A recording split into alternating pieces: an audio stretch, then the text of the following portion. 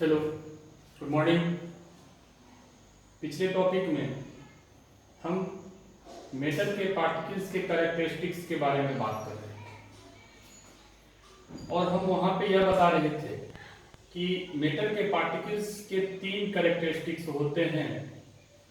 सबसे पहला, the particles are continuously moving. Second, particles of matter having a space between them, and third is particles of matter attract each other. तो point one के बारे में कल हम लोग ऑलरेडी डिस्कस कर लिए थे।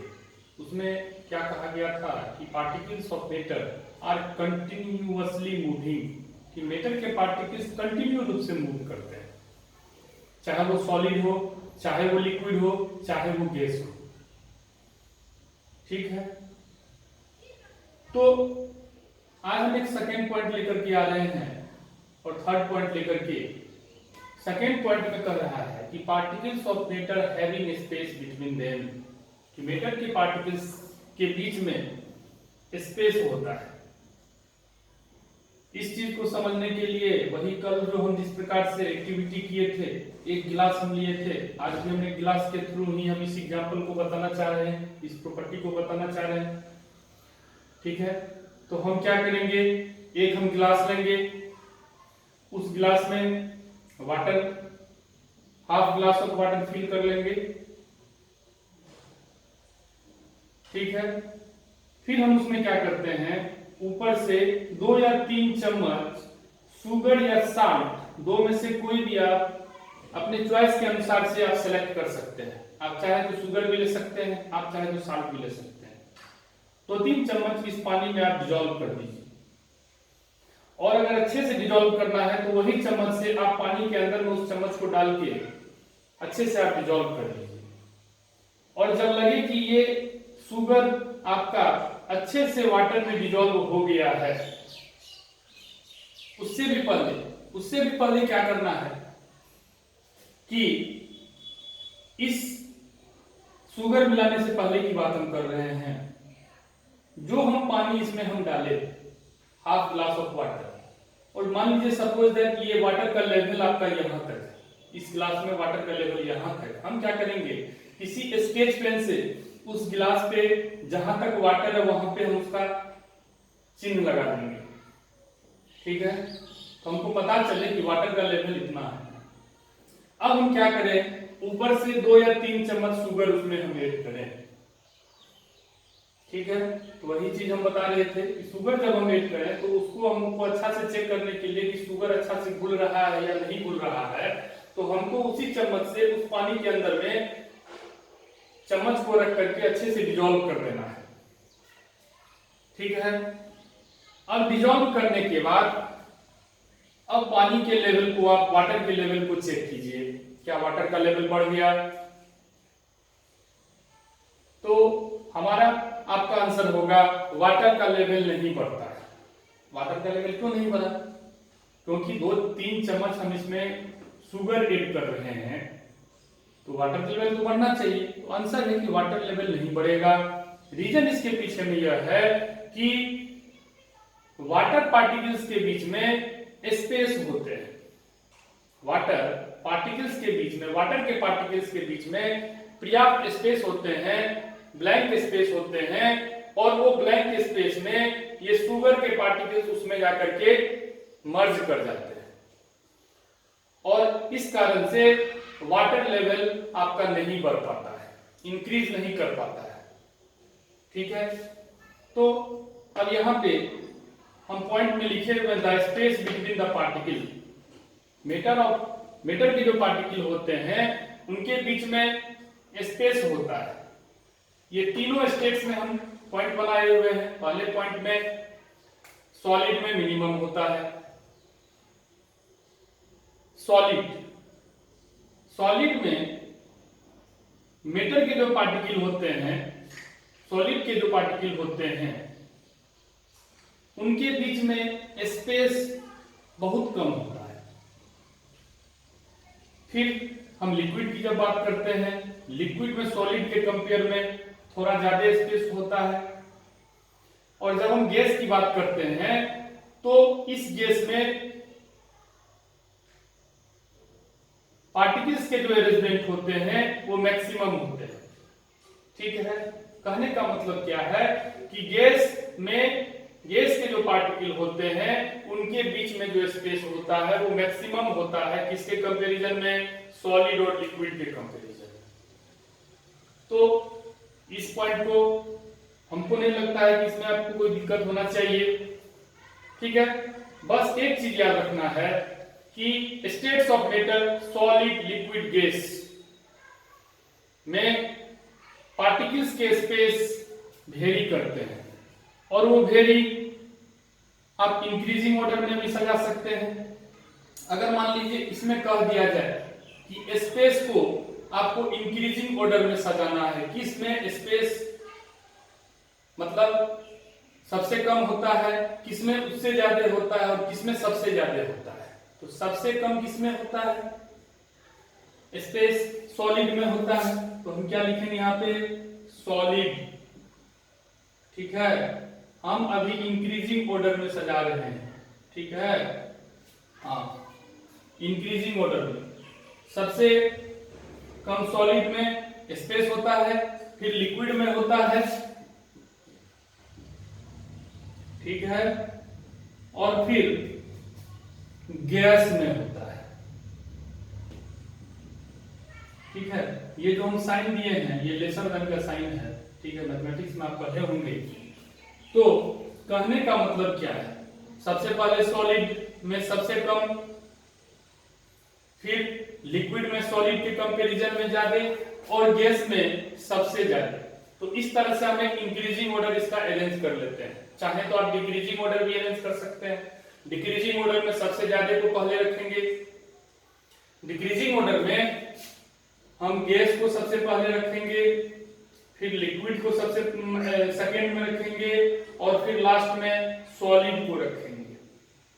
ठीक है, तो आपको जिस ऑर्डर में अरेंज करना है आप अपने सुविधा के अनुसार से अरेंज कर सकते हैं। ठीक है, ये आपका इंक्रीजिंग ऑर्डर, ये आपका डिक्रीजिंग ऑर्डर। अब आइए थर्ड पॉइंट कि particles of matter attract each other. कहने का मतलब क्या है कि मैटर के पार्टिकल्स के बीच में अट्रैक्शन ज्यादा होता है। इस पॉइंट को समझने के लिए यहाँ पे हमने एक और एग्जांपल यहाँ पे शो किए हैं। वो एग्जांपल क्या है कि एक वॉल में ये आपका टेप लगा हुआ है। ठीक है, और यहाँ पे ये आपका घुमाने वाला है। ठीक है, तो टेप कैसे घुमाया जाता है? टेप आपको एंटी क्लॉकवाइज डायरेक्शन में घूमता है। यहाँ डायरेक्शन भी हम शो कर दिए हैं। टेप आपका एंटी क्लॉकवाइज डायरेक्शन में खुलता है और क्लॉकवाइज डायरेक्शन में वो बंद होता है। याद रखिएगा, हमेशा डायरेक्शन की हम बात करते हैं। क्लॉकवाइज डायरेक्शन में टेप हमेशा बंद होगा और एंटी क्लॉकवाइज डायरेक्शन में हमेशा टेप आपका ओपन होगा। तो हम क्या करते हैं, इस टेप से जो पानी का जो डायरेक्शन जहां जिधर से आपका गिरता है, मान लीजिए इसका टेप का मुंह यहाँ पे है, हम यहाँ पे फिंगर रख देते हैं और फिंगर जैसे ही रख करके, ऐसा नहीं फिंगर को इसके मुंह पे सटा के रखते नहीं, थोड़ा डिस्टेंस पे हम यहाँ पे फिंगर को रखते हैं। अब यहाँ से हम टैप को खोलते हैं। तो टैप को जैसे ही हम खोलते हैं तो ये पानी का फ्लो गिरना स्टार्ट हो जाता है।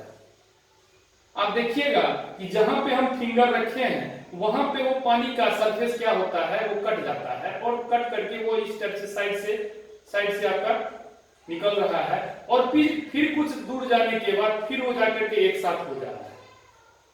कहने का मतलब इसके अट्रैक्शन फोर्स को यहाँ तो थोड़ा मोड़ा कम कर रहा है, लेकिन फिर वो जाके अट्रैक्शन फोर्स एक दूसरे के साथ में मर्ज कर जा रहा है। तो हम अट्रैक्शन फोर्स को समझने के लिए इसका हम एग्जांपल दे सकते हैं।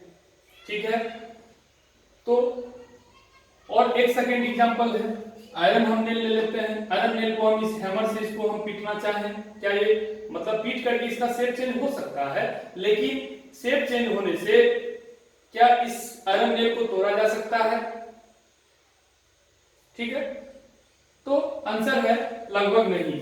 ठीक है, तो कहने का मतलब क्या है कि इसके बीच में अट्रैक्शन फोर्स बहुत ज्यादा होता है। अट्रैक्शन फोर्स ज्यादा होता है और वो भी आपका डिपेंड करता है, नेचर पे डिपेंड करता है कि आपका जो मेटल है वो किस टाइप का है। सॉलिड में मैक्सिमम होता है फोर्स ऑफ अट्रैक्शन, लिक्विड में इंटरमीडिएट होता है। इंटरमीडिएट कहने का मतलब होता है बीच वाला, ना तो वो ज्यादा होगा ना वो कम होगा। लिक्विड में ना तो ज्यादा फोर्स ऑफ अट्रैक्शन होता है ना ही कम अट्रैक्शन फोर्स होता है, तो बीच में होता है, इसीलिए हम इंटरमीडिएट यहाँ पे हम लिखे हैं। और तीसरा जो पॉइंट है वो गैस में फोर्स ऑफ अट्रैक्शन नेग्लिजिबल होता है, ठीक है, क्योंकि इसके जो पार्टिकल्स होते हैं वो बहुत दूर दूर होते हैं और दूर दूर होने के कारण उनमें अट्रैक्शन फोर्स नहीं के बराबर होता है। लिक्विड में गैस के कंपैरिजन में अट्रैक्शन फोर्स थोड़ा ज्यादा होता है, ठीक है, लेकिन सॉलिड के कंपैरिजन में कम होता है। रीजन इसके पीछे में इसका अरेंजमेंट, लिक्विड के पार्टिकल्स के जो अरेंजमेंट होते हैं वो थोड़े लूज होते हैं किसके कंपैरिजन में, सॉलिड के कंपैरिजन में, ठीक है। इसीलिए यहाँ पे सॉलिड से थोड़ा कम फोर्स ऑफ अट्रैक्शन होगा, लेकिन जब हम बात सॉलिड की करेंगे तो यहाँ पे फोर्स ऑफ अट्रैक्शन आपका मैक्सिमम होगा। क्यों? Because arrangement of particles of solid, ठीक है, इसके जो पार्टिकल्स के अरेंजमेंट होते हैं सॉलिड के,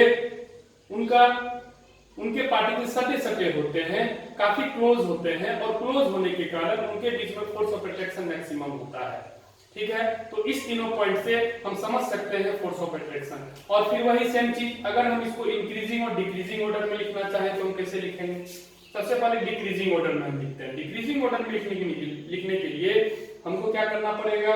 सबसे पहले मैक्सिमम वाले को लिखना पड़ेगा। सबसे पहले सॉलिड, फिर आपका लिक्विड, फिर आपका गैस, ठीक है। ये आपका डिक्रीजिंग ऑर्डर हो गया, पहले मैक्सिमम, फिर उससे कम, फिर सबसे कम। अगर फिर इसको हम डिक्रीजिंग ऑर्डर में करेंगे तो पलट देंगे, ठीक है। तो गैस को हम पहले यहां पे लिखेंगे, फिर ये ऑर्डर आपका ऐसे होगा, फिर यहां पे लिक्विड और फिर यहां पे सॉलिड। जिस टाइप से आप लिखना चाहें आपकी इच्छा है, तो ये दोनों ऑर्डर में हम इसको लिख दिए। तो इस तरह से आपका characteristics of particle of matter में तीन पार्ट होते हैं। सबसे पहले particles of matter are continuously moving, second point particles of matter having space between them, और third point is particles of matter attract each other. और सबका एक एक एग्जांपल देकर के हम इसको अच्छे से एक्सप्लेन भी कर दिए। तो आज के टॉपिक में इतना ही। कल नेक्स्ट लेक्चर में हम स्टेट्स ऑफ मैटर को शुरू करने जाएंगे, ठीक है। और लास्ट में अगर हमारे चैनल को आप सब्सक्राइब नहीं किए हैं तो प्लीज चैनल को सब्सक्राइब कीजिए और बेल आइकन को प्रेस करना नहीं भूलें, जिससे जो फर्दर हम वीडियो अपलोड करेंगे उससे आपको नोटिफिकेशन मिलता रहेगा। तब तक के लिए गुड बाय, थैंक यू।